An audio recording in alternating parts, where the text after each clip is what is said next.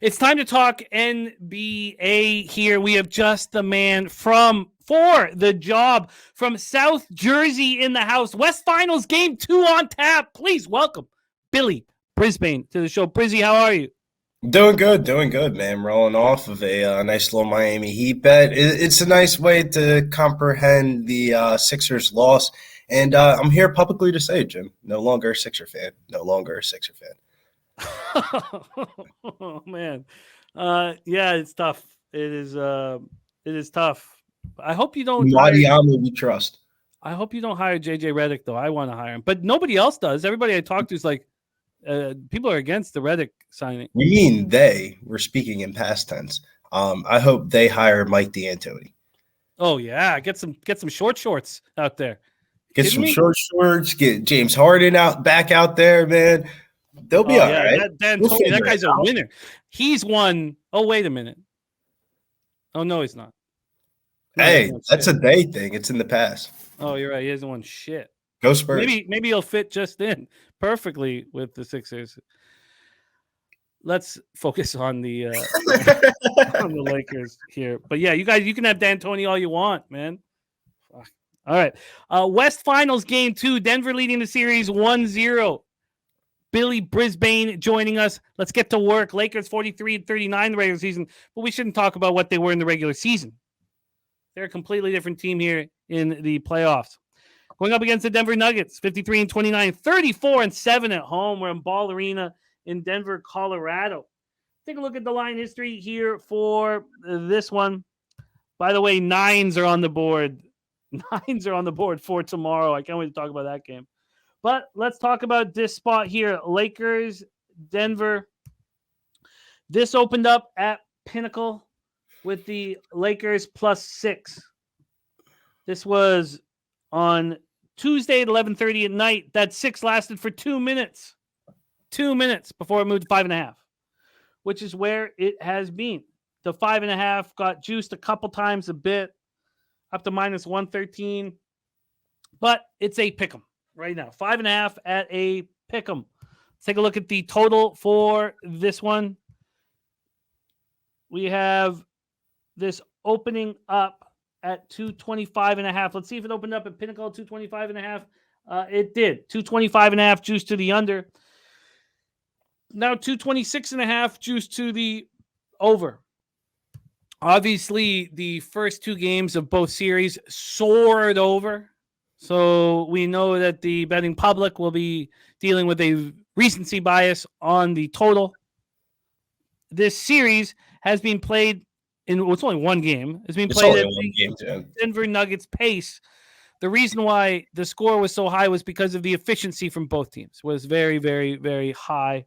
Lakers were the fourth fastest team in pace regular season, while the Nuggets were 24th. Lakers played at 101.92 possessions a game. The playoffs, they played at 99.70. This series, game 1 was played at 97.5.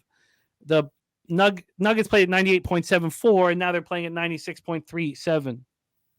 Billy Friedrich says this total number is very sharp, should be around 222. He's off the total. Joe Yurkovich says Lakers money line for him. Danny Lopez says Lakers took Denver's best shot. Give me the points. Johnny K says Lakers figured them out in the fourth quarter. They're going to steal this one. Did they figure it out by moving Hachimura to defend Jokic? That is the important question here. I thought they did figure it out a little bit. Switching out him and D'Angelo Russell was highly beneficial. When I saw that starting lineup of Schroeder and Russell, I was like, holy shit, they might get fried.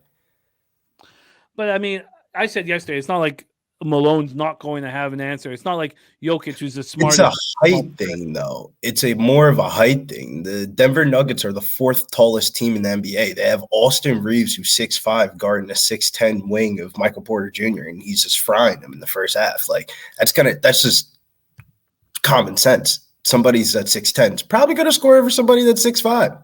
So it's just like those type of matchups are like they don't have those type of matchup when Ruiz is out there. Because remember in the Warriors series, the big thing about the Warriors game was once the Warriors ran pick and roll offense, they were beating the Lakers, but they didn't have the offensive pieces to run that for a full game. Well, the Nuggets run a pick and roll offense. So it's like the Lakers had to take a game to adjust to that.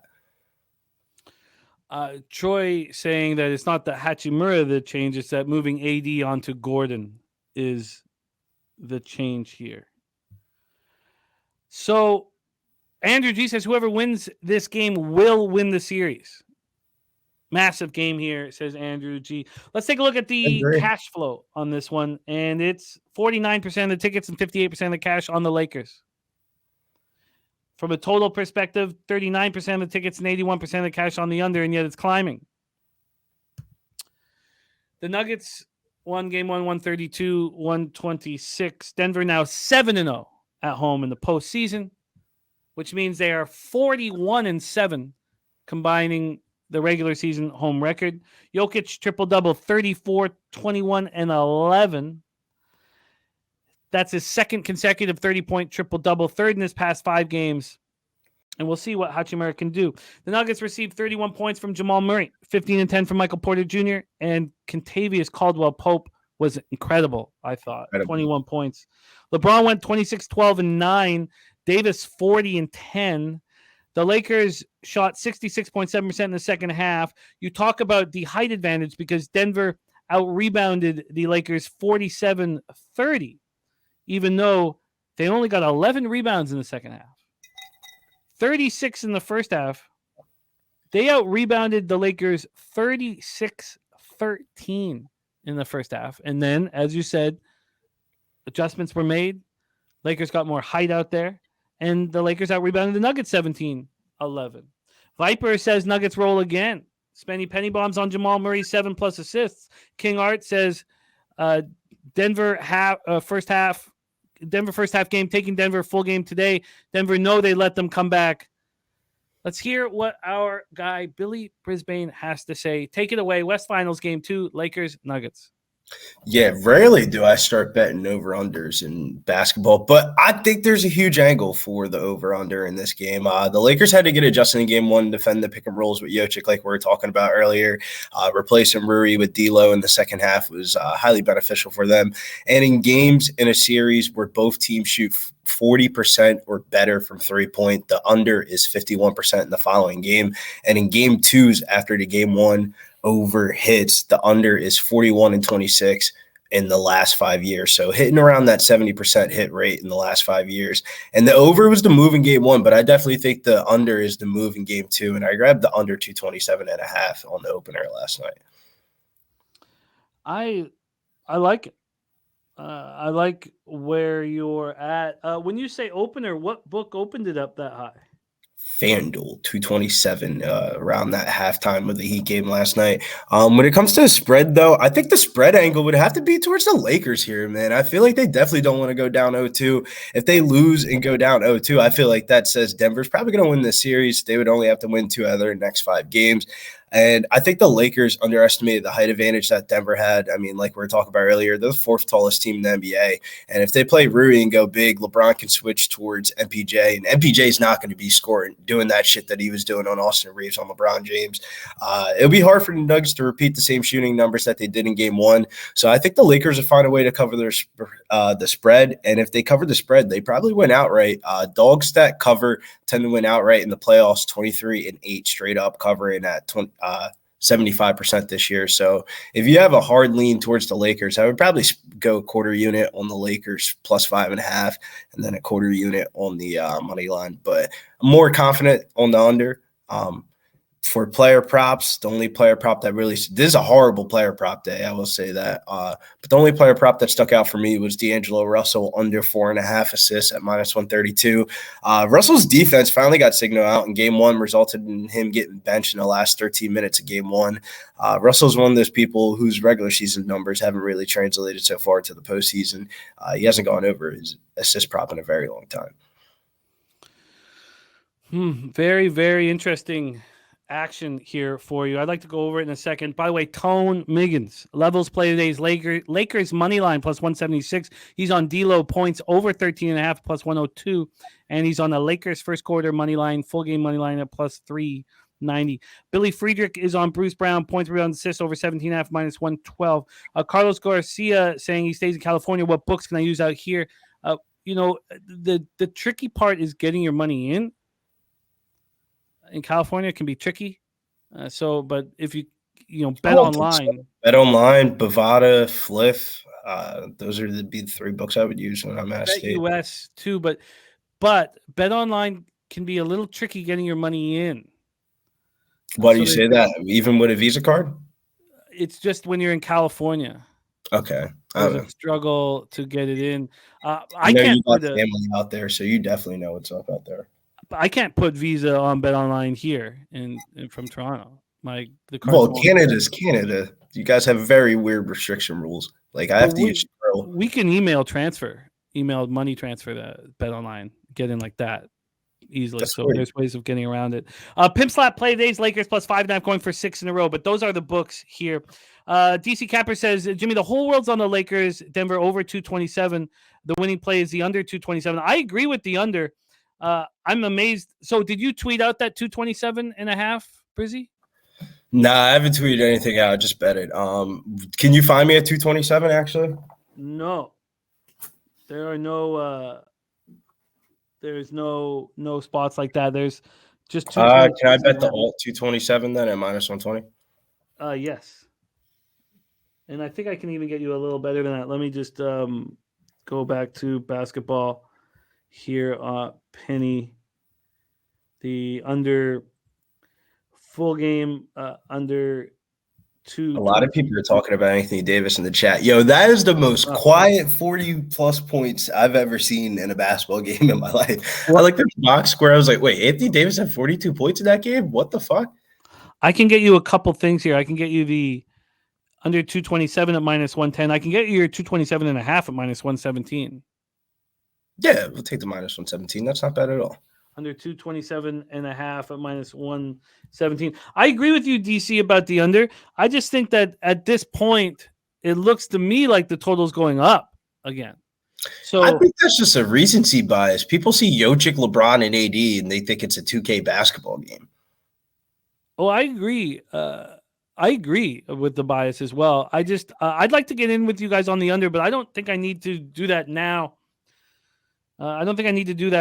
Also, another thing I've been doing is I've been doubling up when I bet unders in the playoffs, first half and full game. I wouldn't want to bet a first half under in Denver. I hear you. That would be like a live bet under. It's been working really nice, the first half and the full game for me. I'm 8-2 over my last 10. It's been a tough year, but when the unders are in a situation like this, I think that the under is the spot here. We see it opening up at some spots at 227.5, as Bridgie said, bet down to 225.5. And then now it's the public's gonna bet it back up there. Yeah, I think that's what they wanted. Thursday action and stuff like that. And then did you also put D'Angelo Russell under 4.5 assists, minus 132 at FanDuel? That was also an official play. I did not. Thank you. D'Angelo Russell under 4.5 assists at minus 132. Yeah, FanDuel. Carlos Garcia, that shouldn't be a problem. The only issue is that you often have to call your credit card and say, look, it's cool. Yeah, what do they call it? Like a international transfer or something like that? Yeah, so it's tricky.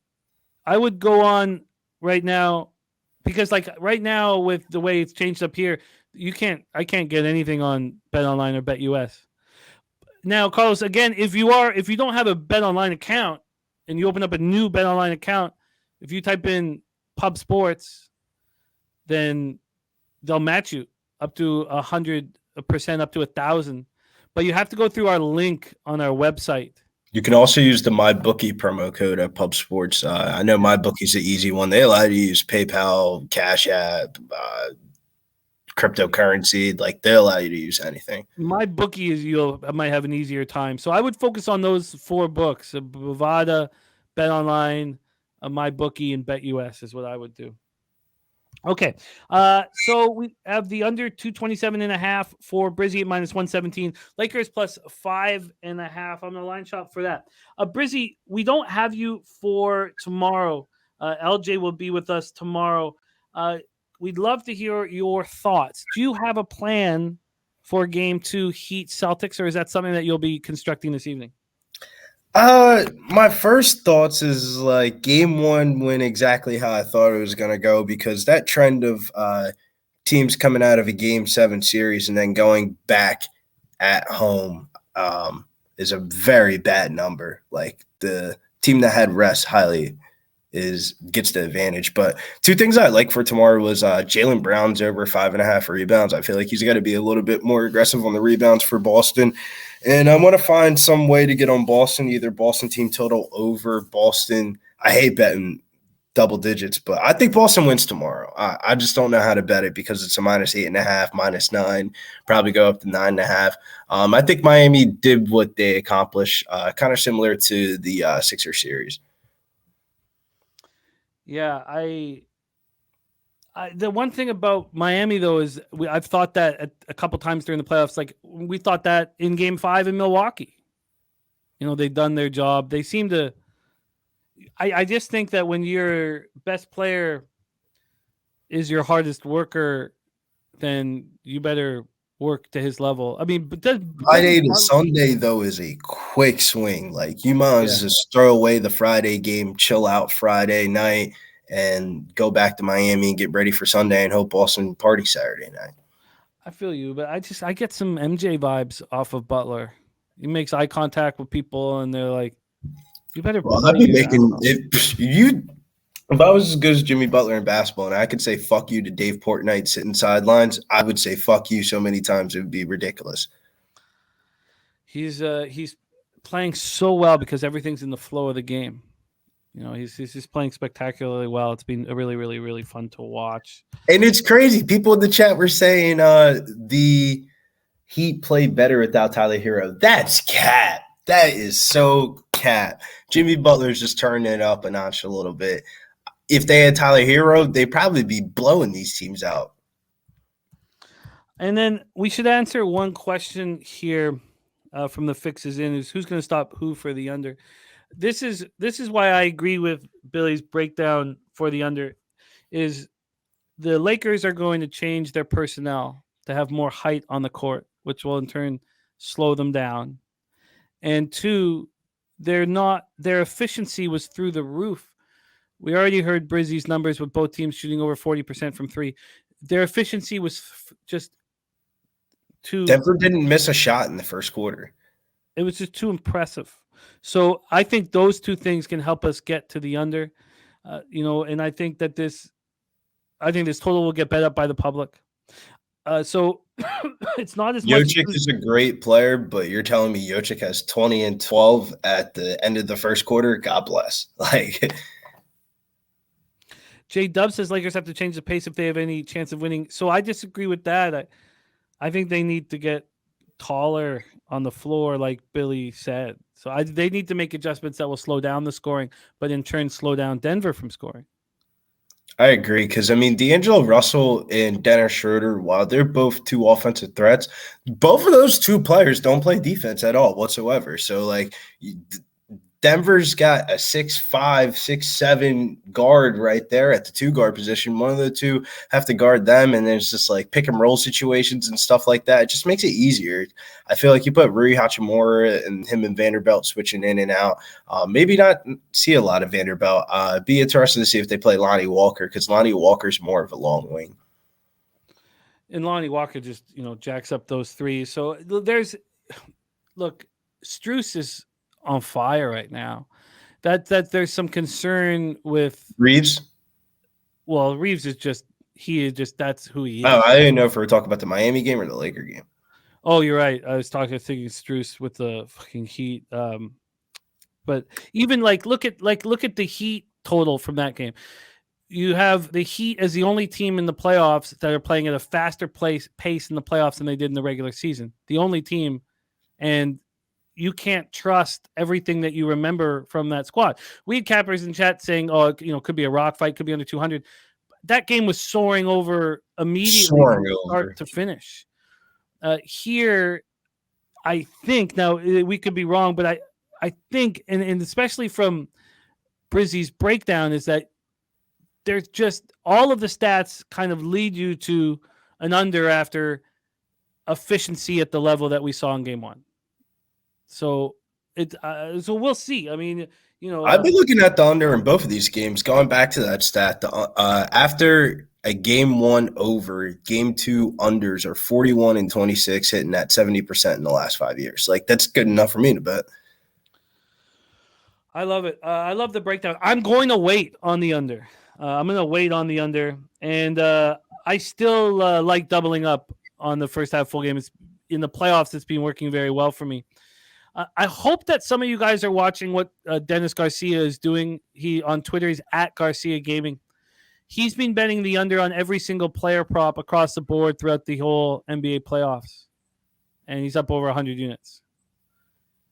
This is the first angle that I've heard that I can't poke holes in. Every single time all my life, someone says, "Oh, I've got this angle," and then you can end up poking holes in it. It just doesn't work forever. But this angle has been absolutely spectacular from Dennis Garcia, and this is the third year he's done it. It makes you want to get some real investors. I got the under tonight. D'Angelo Russell. What's this prop? Yeah, Cheshire. It is extremely interesting, and he tweets it out every day. Garcia is about the greater good. He wants us all to cash. He's not pocketing this for himself. So, great stuff, Brizzy. Tell us a little bit about the podcast that you are about to record right now. Yeah, we're about to record the MMA podcast, me, Mills, and Big Show, going over this week's upcoming slate for UFC Vegas 75. And then next week, we'll probably go over some PFL, but always special guests. We had Slaughter on there, I believe, last week. We had Preston on there the week before. So the voices of Pub Sports Radio, maybe behind the scenes, catch us over on all podcast platforms like Spotify, SoundCloud, Apple Podcasts, and I think that's it. I love it, Brizzy. Love capping with you here on Thursdays. Thank you for making time for us. Follow Brizzy on Twitter and Instagram at GettingBills _ at Twitter. And there's his Instagram up there on our screen. Brizzy, thank you for your time. Any last words for the cappers supporting the show? Go Lake Show tonight. There it is. Brizzy in the house.